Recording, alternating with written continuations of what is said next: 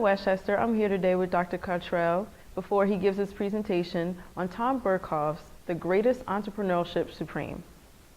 Now, please tell us a little bit about how modern entrepreneurship differs from the post-World War II era. This is an interesting situation because in World War II, the country was a little bit different type of country than it is today. All the methods of communication were either by newspaper, word of mouth, telephone. We had no electronics. We had radio, and people listened to the radio. No TVs, no computers, no cell phones, nothing. Nothing. No technology. And it was, you learned all about the news through the newspapers and by the radio. And people lived in their own little communities, and they communicated with outside areas closest to their home. But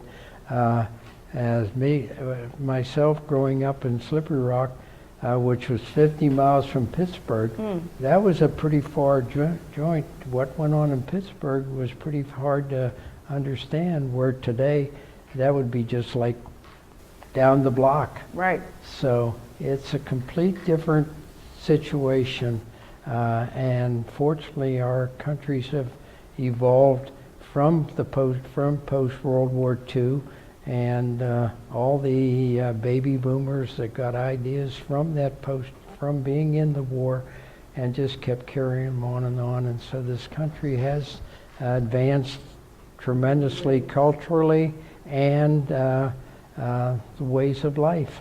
I just want to know, you've served in the Air Force for over 28 years, and then you retired as Lieutenant Colonel. And how would you say your military background has helped you with leadership and entrepreneurship experiences? How has that helped you? Well, I was a freshman in college when I had to register for the draft, and I was a junior in college when I got called into the service, into the Air Force, and experienced a year and a half of going through actual combat in World War II. And then with the experiences that I had in World War II, where we were flying combat missions against the German pilots and the Italian pilots, and it gives you a different perspective on life. Yeah. You learn that the next day may be your last day. Wow. And it may be the last day for the person that you're going against. So life is precious. It is a precious commodity. And over the period of time of serving a year and a half, where each day you got up, you never knew what was going to be happening. When the war did end and you came back to actual, down to life living in a civilization where you didn't have to worry about if somebody was going to be shooting at you. Those experiences carried on and made it easier for you to look upon what you wanted to do, and made you more disciplined, more trusting in your fellow man, more recognize the need for good friendship and things of that nature. So would you say that your transition from the service into civilian life, was that difficult at all? Did you experience any struggles? For the first year, it was a little bit difficult. Yeah.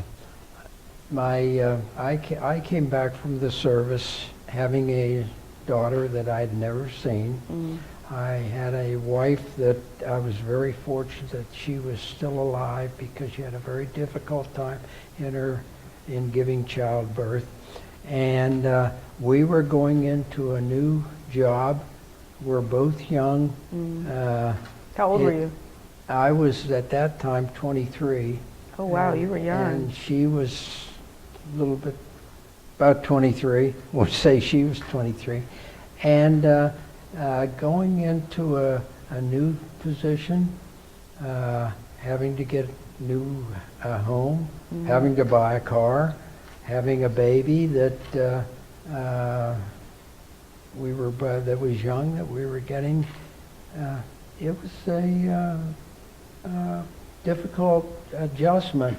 And then she didn't realize this, but if I were in a room, and a truck would go by and backfire, immediately I would hit the floor because it reminded me of flak, of the guns that were firing at us all the time we were flying. And so I got used to, when I heard that, I would have a reflex that would try to protect me. And so lots of times she'd wonder, why are you on the floor? And I'd say, just, that's reflex. And it took me a long time to get out of that. Wow. And it was a long time until I could talk about what went on in World War II with some of the things that we saw take place that you don't like to remember, and you sort of keep it in yourself. Now, I wished I'd have been able to talk to people earlier about that. What would you say to the soldiers in Iraq who are dealing with the same things you were back then? The soldiers in Iraq right now are a little bit different situation than we are. They don't know who they're fighting. Yes. We knew who we were fighting. They do not.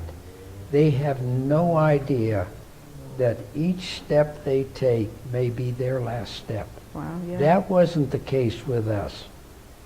We knew that out in front of us were Germans, and they were going to be shooting at us.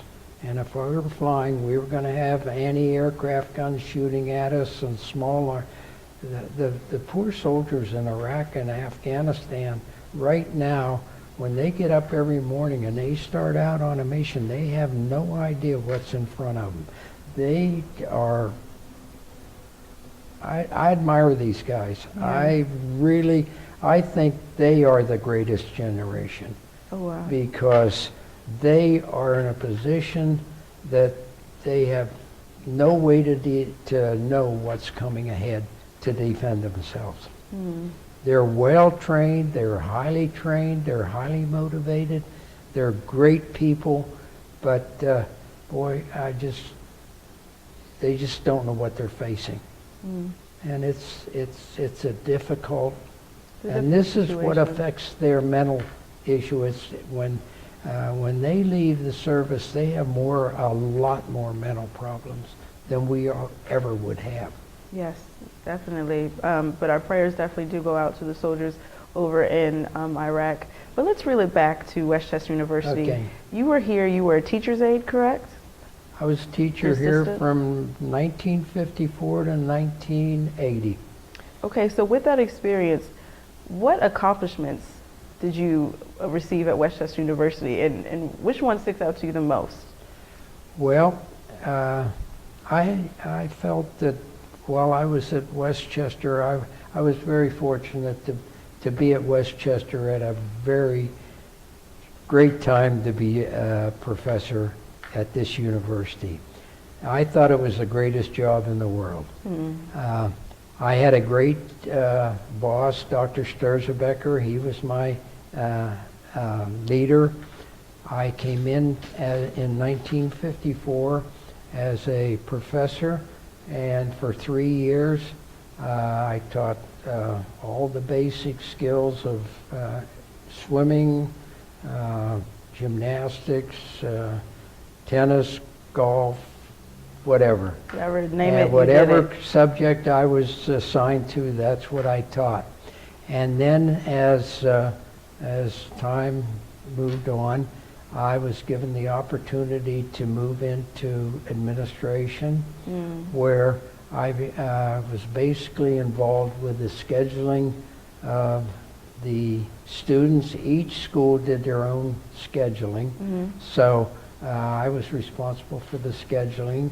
And then down the road, as we became more and more progressive, the coaches were concerned about how long it took for admissions to take place for athletics. So the president and the dean of admissions developed a program where all athletic admissions went through my office, so I then became in charge of the admissions of the athletes for Westchester. Wow. And so with those two things, it was a pretty it's a good time in good Westchester time, history. It was a good and time. I got a chance to be with all the coaches. I got a chance to be with all the administrators, and it was just a great time. You know what, speaking of coaching, you spent 20 years as a golf coach, and I just wondered, what aspects of the sport do you feel relate to entrepreneurship and leadership? Well, golf at Westchester is probably one of the greatest examples of how entrepreneurship takes place, because golf at that time was not a major sport. Mm. If I told you how much money our budget was to run a golf program, you would probably say, how did it happen? Have a lot of fundraisers. We had a total of $1,000 to run our golf program. This meant that I had to buy golf balls for the students, for the players. I had to provide transportation to the away games. I had to feed the kids after the matches. I had to buy uniforms if we had uniforms. And out of that $1,000, we had to pay $600 to use the golf courses where we need. So it cost me as a coach probably around $2,000 a year to coach the golf team. But that was immaterial. That had nothing to do with it. The golf program was that we had no scholarships, but we were able to recruit young men to come into Westchester with the idea that if they were good enough and they could win a conference championship, they could go to the national tournament. And that was the way that we recruited kids to come to Westchester, not through money, but with the opportunity that if you improved and you were good enough to win the championship, you could go and play against the best players in other colleges all over the country. And we did have some boys do that. Wow, great incentives. As far as being entrepreneurial leadership, we used to be able to take the players, and I was able to get them into the classes that they needed to take in the mornings so that our afternoons would be free so we could get to the golf course to practice. Otherwise, we had no other places to go to practice, and it takes time to get to a golf course and back. We had to develop ways to get transportation to get the kids there. We didn't have enough money to buy golf balls or to get practice a lot on the range, so our kids had to pick up the golf balls for the pro at the golf course in order to use the practice range. Oh my gosh. And so all these things I had to talk to the golf professional or talk to the companies that were providing equipment to try to figure out how we could get things at the best you could. best you we did could. It. You did and it. As a result, why we were able to do it, and we ended up with good players and good kids and good results. Wow, that's amazing, amazing. I noticed that you had a golf invitational named after you. Could you tell us a little bit more about that? Well, somehow Coach Harry Hammond, who is, I think, is really a great golf coach for this university. When he took over the program, Westchester had never had a golf course where we could hold our own golf tournament. And Harry is one of the owners of Penn Oaks, where the team plays. And so He wanted to hold a golf tournament, their own, Westchester's own invitational golf tournament. So he called me on the phone and asked me if he could name the tournament after me, and would I be available to help promote the tournament for him. And I said I'd be honored to, and so that's how the golf tournament came about. And I think it's in its 5th year now. Oh my And gosh. it's been pretty successful. This year I think they're going to have 12 men teams and 9 women teams. And that happened. The reason we have 9 women teams is that several years ago, I guess maybe around 10 years ago, the director of athletics came to me and said we were in the process of going to eliminate golf from the athletic program at Westchester. No. And the not only good. way that we could save it, if we could get our Westchester golf alumni to endow the program so that the college or university didn't have to budget for it. And so thanks to the golf alumni, all the kids that played golf for me reached into their pockets, and we came up with enough money, again, with one of our golfers who was very fortunate to be had done very well financially, agreed to whatever we raised, he would match.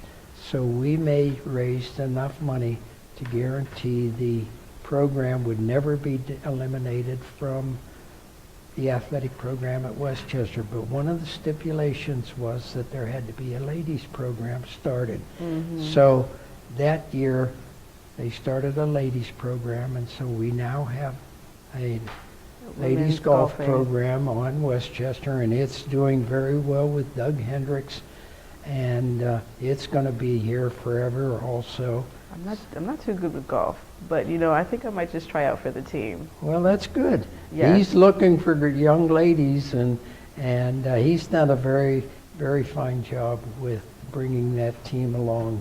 But it's so important that these kids that enjoy the sport have an opportunity to play competitively against other people, whether they win or lose. Mm-hmm. They have a chance to gain experience and to learn how to compete in life, and some of the goods and bads, and because golf teaches you that. You don't hit everything is not perfect. You have bad days and you have good days, and so golf's a good program to teach you exactly what life's about. Let me just ask you in closing, looking back at the span of your life with just the service, you had teaching, golfing, all these different elements that made up your life. What were the theme? If you could place a theme on your life, what would you want that to be? And what advice can you give to the graduating class of 2014? Well, the first thing I'd say is that they have to realize life is precious. Yes. Life is very precious. Secondly, the most important thing in my life has been my family. Yeah. And family is very precious too. A lot of people in this society do not have a good family They don't life. value family, or They have a mixed family. Is not a close family. And if I had one thing, I would hope that kids would have a mom and dad that they could talk to, that they go back with their problems with, and the mom and dad can help them with their problems. The third thing that I would say that to graduates, the friendships that you made while you're in school, keep those friendships. Friendships are important. And I still talk to my players that I had in the 60s and 70s. I'm still in contact with them, and they mean a lot to me. So friendship is really, really an important thing. Another thing is, I would say, is when you go into graduate from Westchester, and you go into whatever your line of work, whatever business you do, whatever profession you choose, integrity, loyalty, honesty, those things are vital. No shortcuts. There are no shortcuts. Yes. You earn what you earn. Yes. There are no shortcuts to success. You gotta tough it to get to where you want to be. It may be painful, It's but painful, it will or work it's a out for lot you of in the hard end. work, but there are no shortcuts to success. And so that's the things that I would leave. That the future is out there. We live in a great, Ever-changing world. ever-changing world. We have our freedoms. We have a lot of different cultures. We've got to learn to get along with people, but enjoy life to the fullest. I mean, every day is a good day. There are no bad days. Some days are a little better than others, but there are no bad days. Yes. On behalf of Westchester University, we want to thank you for being here with us today. I'm Ray Lewis, and this has been a special presentation of WCUTV.